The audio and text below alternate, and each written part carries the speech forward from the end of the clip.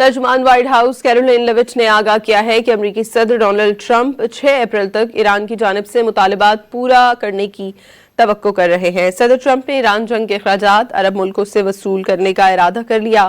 ترجمان white house Caroline لیوٹ نے ایک سوال کے جواب میں کہا کہ امریکی صدر عرب ممالک سے جنگ کا خرچہ ادا کرنے کے لیے بات کرنے کا ارادہ رکھتے ہیں۔ But I know the president has set a deadline for April 6 in just 1 week.